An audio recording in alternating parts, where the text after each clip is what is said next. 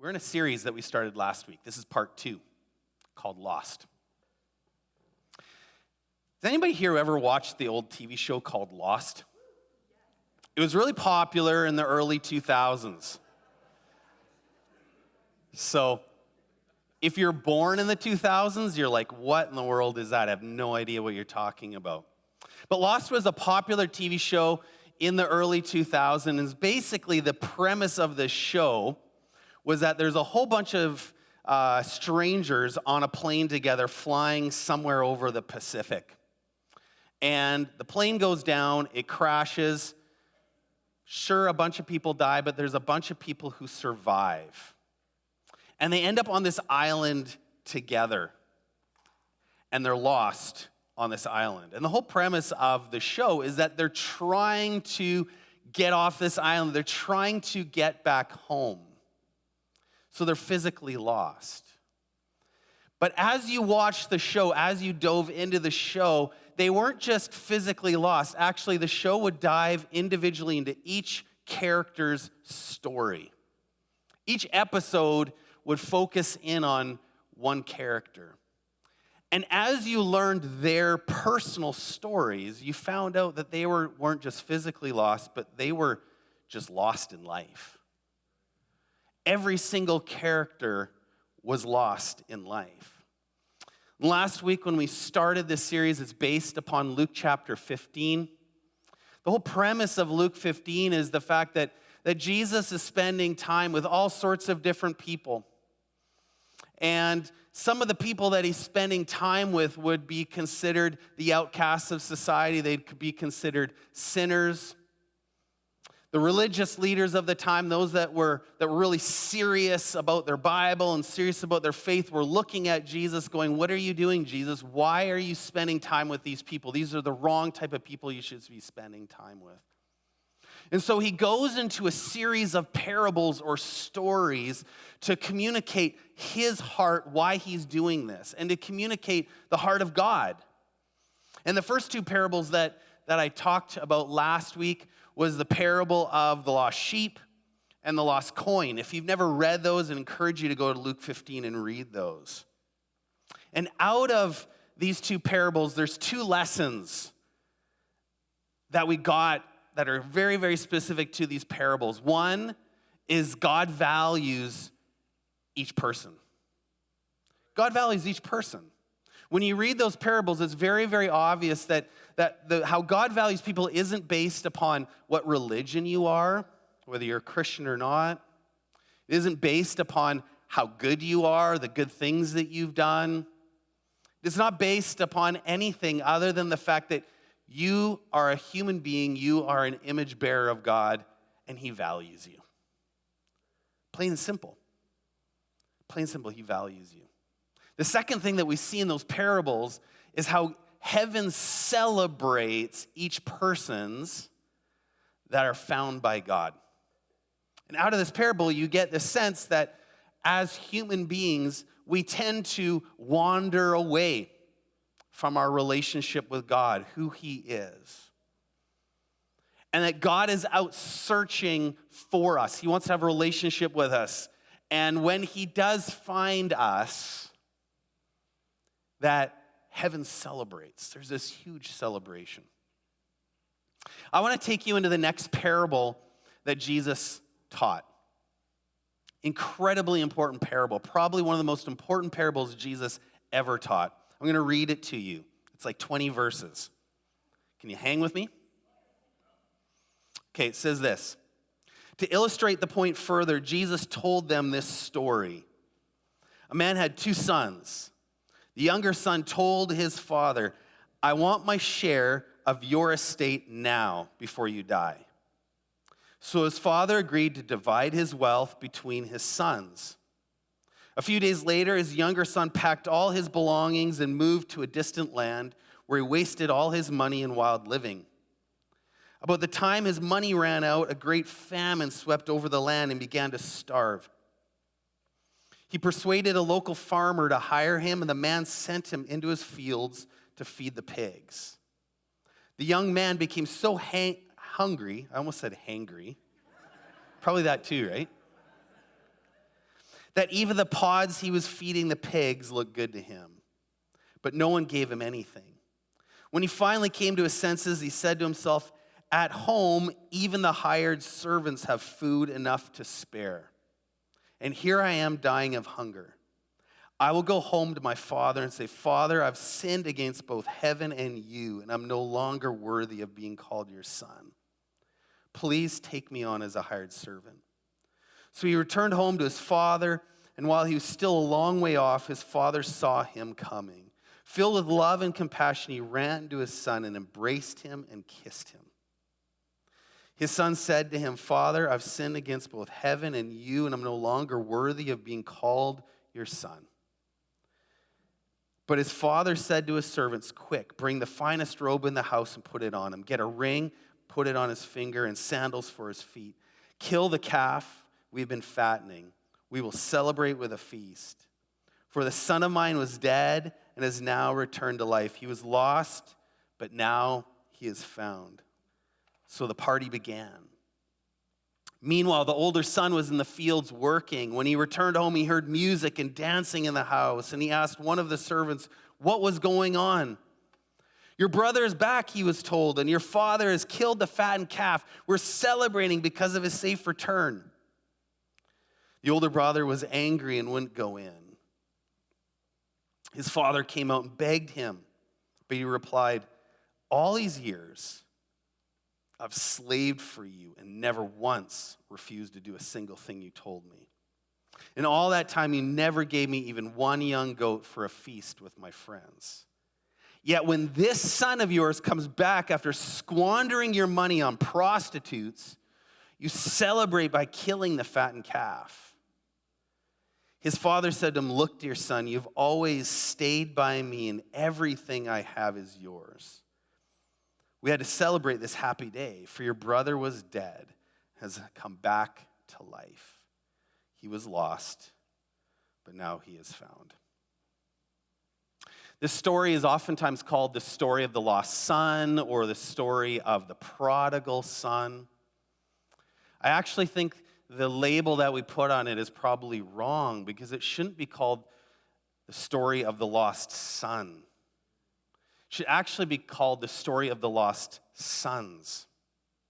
Because there's actually two parts to this story, and our focus tends to be on the younger son. That's where the emphasis is. But this older son that we read about at the end of the story, he is lost as well. These two sons, I think, represent all of us to some degree. They both have their own struggles. They're both actually away from their father properly.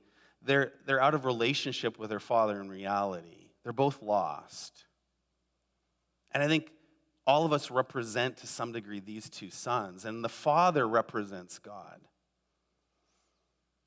Jesus uses the younger and elder brothers to portray two basic ways people try to find happiness and fulfillment.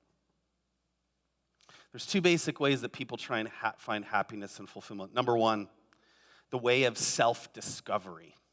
This is the younger brother. He's looking for his truth in life. He's looking for his self-discovery in life. He's looking to find his happiness in life by going his own direction of self-discovery.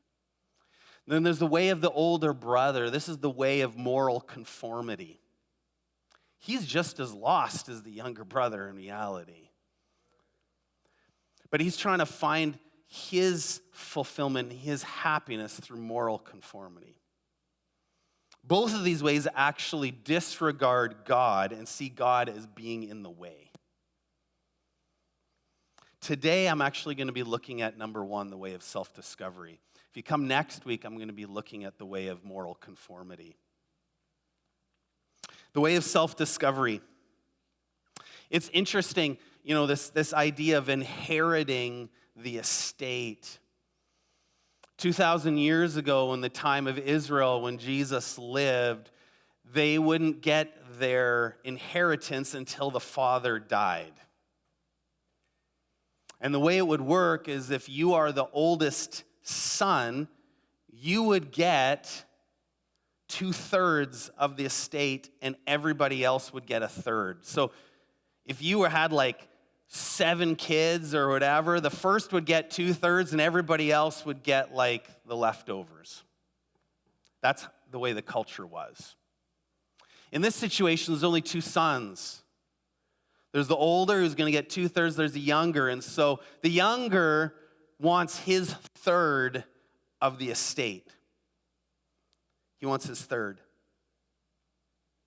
The interesting thing about this story is that the dad isn't dead yet. And he comes to his dad and he says, I don't want to wait until you die. I want my money now. Now, I think in our culture, that would be incredibly rude. But in this culture, 2,000 years ago, it was terrible. He's coming to his dad and he's basically saying, I wish that you were dead. I wish that you were dead.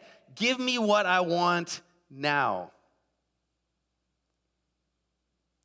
He sees his father as a means to an end. He values the money. He doesn't value his father. Give me what is mine. The son doesn't want to be held down by his father's ways. He wants to do his own thing. Do you know that in traditional Middle Eastern culture, when they would have heard this 2,000 years ago, do you know what the average man would have been thinking? It is the father's right to now get up and beat that son and kick him out of the house and disown him. So the people that are listening to Jesus 2,000 years ago, that is what they're thinking. They're hearing this story, and the first thing that's going through their mind is, give that son his beating. I mean, they don't care. The kid could have been 20 years old. That father's going to beat him. Kick him out of the house and disown him. And that would have been the father's right to do that because of what he's asking for. And yet in this story, the father doesn't do that, does he? I mean, the people listening to Jesus at that time would have been shocked. They're going, what in the world? What in the world? When he's getting 1/3 of the estate, this isn't the father liquidating his RRSPs, going down to the bank and pulling out his savings and giving him cash. It wouldn't have been like that. When he's asking for 1/3 of the estate, it's talking about property, it's talking about land, it's talking about animals. For the father to be able to give the inheritance to the son, he would have literally had to have taken 1/3 of his property and sell it off. This would have been property that would have been handed down to him generation after generation and generation. And the son is saying, I want you to sell that off. That property that was given to you by your father, I'm not interested in it. I just want the money. Sell it off and give it to me. I mean, this would have been incredibly shocking to the hearers.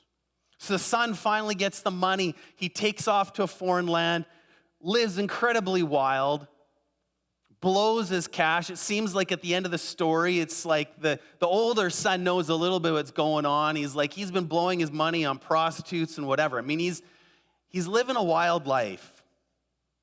He runs out of money. There's a famine in the land that he's living in. He ends up going to work for a local farmer. He's feeding pigs. Now, for the people of that time, they would have been disgusted by that. These are Jewish people. They didn't eat pork. They didn't get around pigs. They didn't touch pigs. So when they're hearing this story about him feeding pigs, they're thinking, you're disgusting. That's like the lowest of the low. He's not making enough money. He's hungry. He wants to eat the food that the pigs are eating. It talks about the pods. These pods are referring to a very specific tree that grows in the Middle East. It's called the carob tree. And the carob tree, there's sometimes trees around here that's like this. You ever seen a tree that grows like, it almost looks like really long peas? They're really, really big, and they go brown. And they eventually fall off the tree. Those are the carob pods. And they would take those carob pods and they'd feed them to the pigs because humans wouldn't eat it.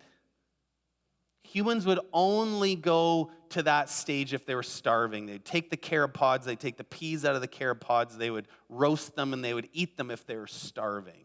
But generally, they just take those carrot pods and they give them to the pigs. They'd feed them to the pigs. So this younger son, he's wanting to eat these carrot pods. He's tending the pigs. And finally, he's like, what am I doing? He knows enough about his dad that he thinks to himself, if I just go back and I'm going to be like, I'm not your son. Can I be like one of your hired men? Maybe you can apprentice me out.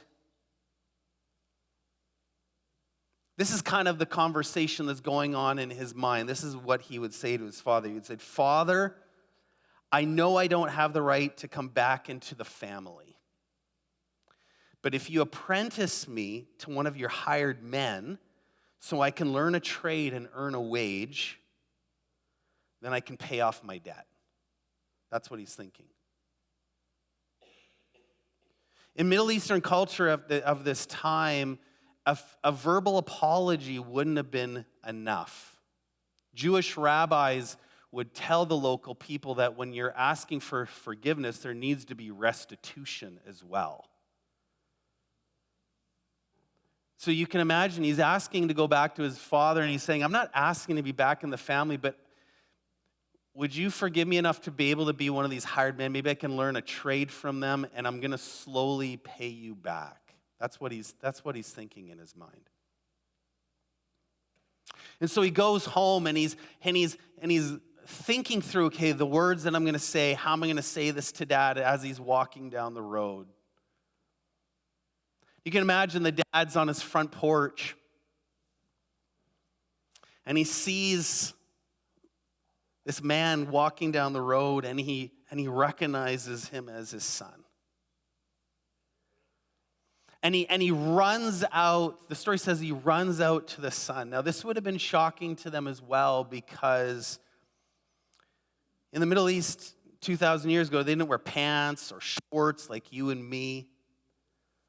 They wore robes, right? You've seen the old movies. And so for the father to run, he would have had to hike up his robes. Can you imagine? It's like a woman hiking up her dress, right? And he's got sandals on and he's running down. His robes hiked up. It's actually within the culture of time, it would have been really embarrassing. He's not being very honorable in doing this. Hiking up his robes. It's not very dignified. And he runs out to his son, and you can imagine he wraps his arms around him. And before the son can get out his lines, he's forgiving the son. The son doesn't have an opportunity to grovel. The son doesn't have an opportunity to ask for forgiveness. The son doesn't have an opportunity to say he's going to pay off the debt or anything like that. He has no time to do that. The father forgives the son before he can do anything. Before he can do anything. Before he can clean himself up. The father embraces him.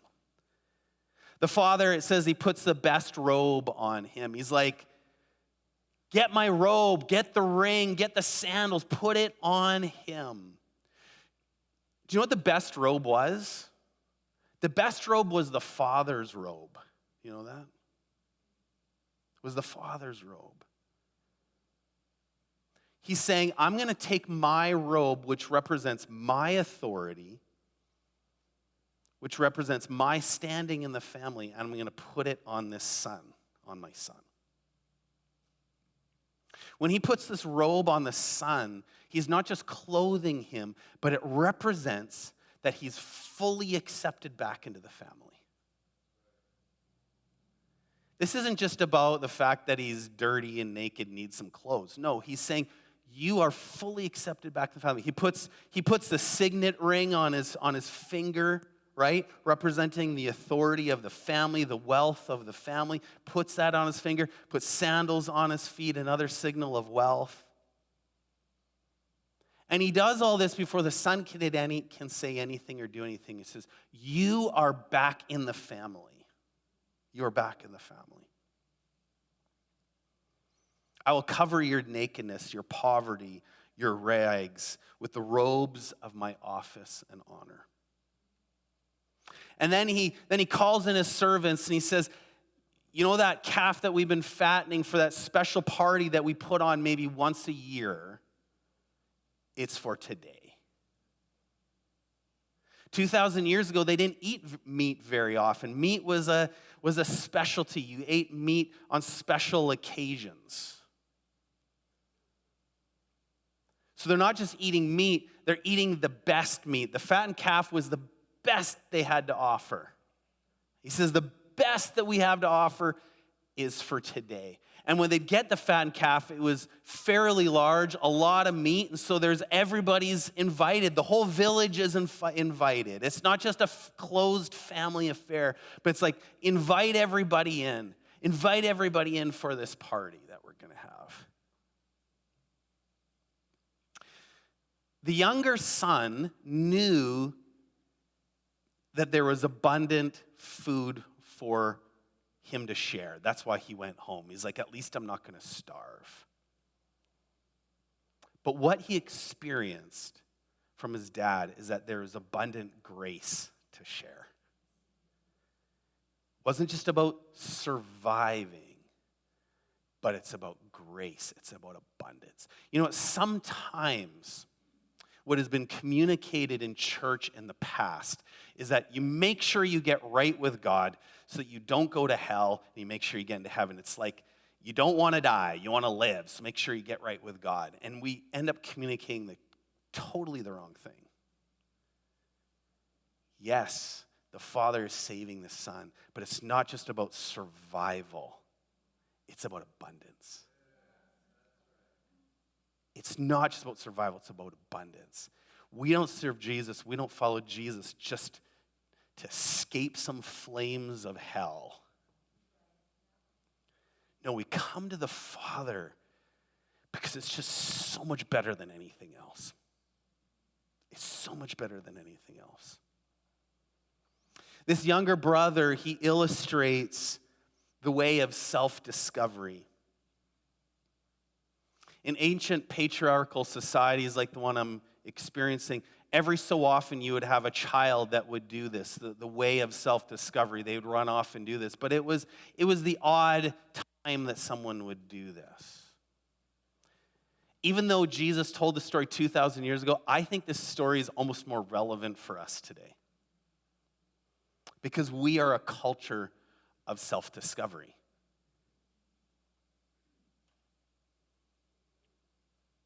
We do it more than they did it 2,000 years ago. This paradigm of self-discovery believes that individuals must pursue their own goals. They must be free. You need to self-actualize, regardless of custom or tradition or religion. Any barrier to personal freedom needs to be weakened or removed. What is keeping yourself from being your full self? What is holding you back? What tradition, what religion, what structure? Remove it all away so you can be completely free. In our desire for personal freedom, we've chosen for ourselves what is right and wrong, what is good and beautiful.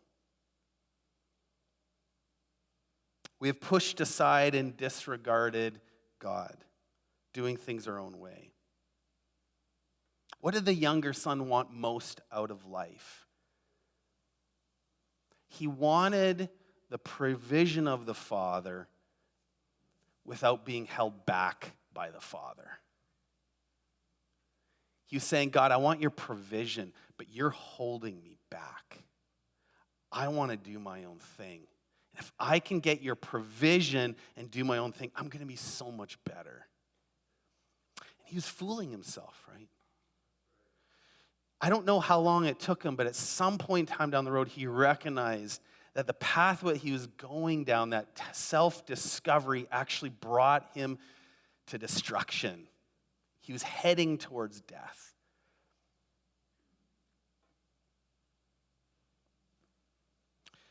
I think for most of us here today, at some point in time in our lives, we've all gone down this path.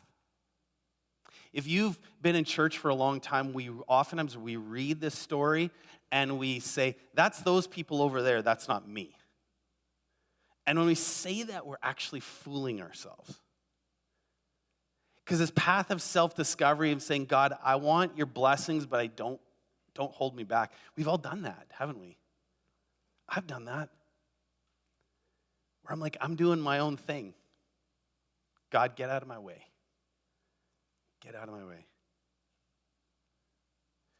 The reality is that God and his ways, just like the Father in the story, actually points us towards life and goodness and abundance. The younger son didn't realize that until he was away from it. Once he was away from it, it's so funny because when I asked you to speak today, Kelly, I had no idea how much it lined up to this. But your story actually really lines up with his story. It's like, it's not until you're away from it that the younger son realized, oh, actually, that's really good over there. It's really good. And you can even say, I'm a Christian. And you can be a Christian and you can still be doing this.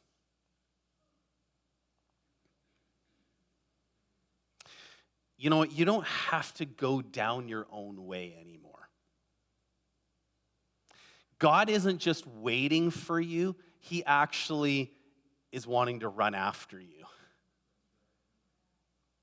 Jesus told this story because he wants us to understand. He's like, God is like this. If you've had a different version in your mind of who God is, you need to be able to remove that and listen to what Jesus is saying and recognize that this story of this father represents the heart of God. It represents the heart of God. When the son finally goes back to the father, he gives up full control. He's like, I'm actually tired of trying to control my life. And he gives his life back to the Father. Do you know that God is your heavenly Father? He's a good, good Father. He's a good Father. And you can actually come underneath his authority and you will discover who you are greater than you'll ever discover on your own. Our culture tells us otherwise. But I believe this story, what Jesus is telling us, is more true than anything we can ever discover. I know it's my story, and I listen to Kelly. I know that's your story, Kelly. That as I came underneath the Father and trusted in him, underneath his authority, it's like I became the greatest version, and I'm still becoming the greatest version of Matt that I can become. I'm still on that journey. And it's the same for each one of you. If you want to become the greatest version of yourself you'll ever become, you're going to find that in Jesus. So will you come home? Will you come home? Because whether or not you've ever considered yourself a Christian or you've ever considered yourself a church person doesn't really matter. Because he still considers you to be a son or a daughter of his. And he's calling out to you and he's saying, come home. Come home. I want you to close your eyes with me. I just want us to reach out to our Heavenly Father who's here right now. And you might have been a Christian for a long time, been in church, or maybe you're not used to church at all. And you don't have to have it all figured out. You don't have to have yourself cleaned up or different things that you're doing completely stopped or however you view it like this younger son. All you actually have to do is start the journey towards God. And if you start that journey towards God, he will run after you, he will meet you, and he'll wrap his arms around you. All you do is have to start that journey. And in the heart of hearts, in your heart saying, Jesus, I'm coming to you.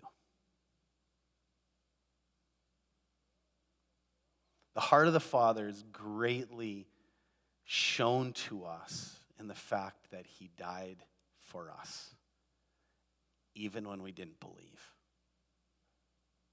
He took the penalty of everything in our lives, everything that we ever did wrong. And so you just reach out and say, Jesus, thank you for dying for me. Thank you for forgiving me. I believe. I believe. And even in my doubts that I have, help me to believe. I want to start this journey with you. Thank you for accepting me. Thank you for believing in me. Thank you for loving me. Amen. There's going to be people here in this building, I believe, that if you truly reached out to God in that way today, that you need people alongside of you that are going to support you and pray for you and things like that. And so before you leave today, I'd encourage you to grab somebody. There's going to be a few of us up here at the front, prayer team members, that we would love to have that conversation with you, pray with you, and if you don't have a Bible, be able to give you a Bible, which shows you the stories of Jesus. As I wrap up this morning, we see in this story that by bringing the younger brother back into the family, making him an heir of the estate once again. Did you know that this young son has a claim to 1/3 of the inheritance again? This now diminished wealth. And this is going to affect the older brother.